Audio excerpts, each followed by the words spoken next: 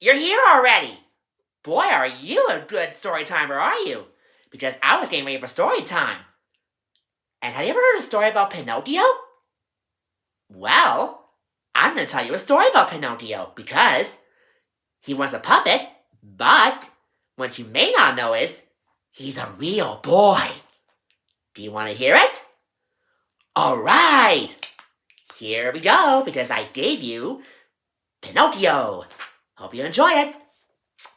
One night, a long time ago, as the stars were shining high above the rooftops, a little cricket named Jiminy Cricket found himself in the shop of an old woodcarver named Geppetto. Geppetto was completing his latest creation, a little puppet boy he named Pinocchio.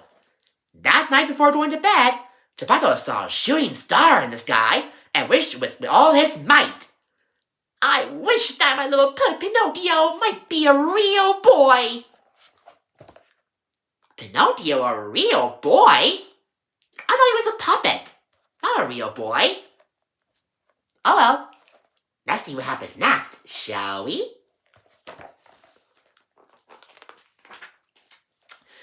As Geppetto slept, the blue fairy appeared through the window. Good Geppetto, you have given so much happiness to others. You deserve to have your wish come true. Little puppet made of pine, wake! The gift of life is thine. With a touch of her wand upon his forehead, Pinocchio came to life. Am I a real boy? Pinocchio asked. No, Pinocchio, the fairy answered.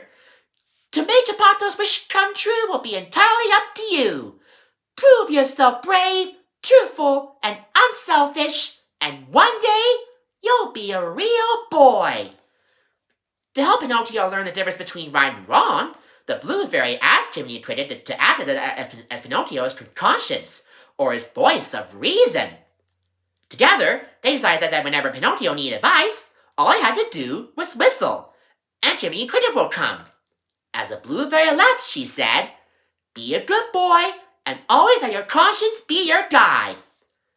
When Geppetto awoke to find Pinocchio moving and talking, he thought he was dreaming. But soon he realized that his wish had come true. Pinocchio had come to life. Pinocchio could talk? Like a puppet? Well, I guess we'll find out if he's a real boy or not. As long as he has his conscience, which means the reason. Shall we see what happens next? He was so happy that he spun Pinocchio all around the room, dancing and singing, and introduced him to his cat Figaro and his fish Cleo. They all settled into bed to sleep. The next morning, Pinocchio was excited. It was his first day of school. He skipped class along with his schoolmates, and on his way, he ran into Honest John and Gidget. They tried to think to become an actor in Stromboli's popular puppet show instead of going to school. Jiminy Cricket was late that day and arrived just in time to see them all skip off. He whistled to get Pinocchio's attention. Remember what I said about temptation? Well, that's him, the cricket said. But Pinocchio ignored him and left. Uh-oh, sounds like trouble. I think Pinocchio is ignoring Jiminy Cricket as a conscience. And I think he might be telling a lie or skipping school or something. That's not really good. Let's see what happens next.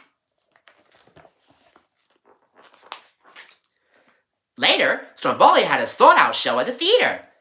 Everyone wanted to see Pinocchio, the only puppet that could sing and dance without strings. After the show, Pinocchio said that he wanted to go home to his father, Geppetto. But Stromboli locked him in a cage. You will make lots of money for me, Stromboli said. And when you're growing too old, you will make good firewood. Pinocchio began to cry. But just then, the blue fairy appeared. She asked why Pinocchio hadn't gone to school that day. I met somebody. 2 big monsters with green eyes, Pinocchio lied. His nose suddenly grew.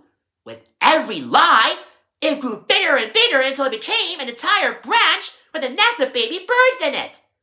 You see, Pinocchio, A lie keeps growing and growing until it's as plain as the nose on your face, the blue fairy told him. She helped him escape, but said it was the last time she could help him out of trouble. Uh-oh. I think Pinocchio was telling lies about seeing green monsters with big eyes at school. That's not true. Shall we see what happens next? That night, Honest John and Dishon told her friend, the coachman, about meeting Pinocchio that day. The coachman was collecting disobedient boys who play hooky from school. On his way home, Pinocchio ran into Honest John again. He convinced Pinocchio to go to Pleasure Island, leaving Chimney behind. Pinocchio got on the coach with a bunch of other boys, including one named Lepwick. Because you see, Lepwick was decided to go to Pleasure Island because he had heard that there would be no school or cops there, and he could lounge around all day. Lapwick? And what's Pleasure Island? Uh-oh. I think there might be temptation, because Pinocchio's going to Pleasure Island, when there's no cops and no rules. That's not good at all. That might be a trick. Shall we see what happens next? After a long journey, the boys arrived at Pleasure Island. It was an exciting place with no rules, full of carnival rides, and all the junk food they could eat. Being bad's a lot of fun, ain't it? Pinocchio said. Pinocchio was having so much fun that he refused to leave when Jimmy Cricket came to take him home. Upset with him for not doing the right thing, Chimney stormed off, leaving Pinocchio behind. As Chimney was leaving the island, he stumbled upon dark figures loading donkeys into crates by the docks. Chimney looked at their familiar faces and realized that all the little boys had turned into donkeys. And Pinocchio was no exception. He sprouted ears and a tail before Chimney rushed back to save him. They jumped into the sea at the last moment before Pinocchio could turn into a donkey and swam all the way to safety on the other side. Uh-oh. Sounds like trouble. Pinocchio and the boys are turning into donkeys at Pleasure Island? It might be in Temptation Land, full of lies. Shall we see what happens next? Pinocchio and Chimney were so happy to finally be going home. But when they got back, Geppetto was nowhere to be found. Just then, a note appeared from the sky. It said that Geppetto had gone looking for Pinocchio and had been swallowed by a whale named Monstro, who lived at the bottom of the sea. Pinocchio rushed off at once to save his father. He jumped into the ocean and sank to the bottom. He was soon swallowed by the whale and found Geppetto safe in the whale's belly. They were so happy to see each other again, but didn't know how they would escape. Suddenly, Pinocchio had a plan. They will make Monstro sneeze. They built a fire in the whale's belly, and the smoke caused the whale to give one great big loud sneeze, which shoved him out into the ocean. Monstro was incredibly angry to have been tricked and chased after them. Pinocchio tried with all his might to face the waves and drag Geppetto to safety to shore, but their raft was destroyed, and Pinocchio was hurt. Oh no! Pinocchio is hurt! Because the monster was angry because he was being tricked. What do you think? Do you think Pinocchio is saved? I don't know. Let's see. When Geppetto awoke on the shore, he found Pinocchio face down in the water. Geppetto tenderly carried him home. Everyone was sad, because it looked like Pinocchio was gone forever. But because he had proven himself brave, truthful, and unselfish, the Blue Fairy used her magic to make Geppetto's wish come true. Pinocchio became a real boy, and Geppetto laughed and twirled his son, Pinocchio, high in the air, and the two lived happily ever after as father and son. And from that day forward, Pinocchio learned that it's bad to tell lies because it could hurt other people's feelings.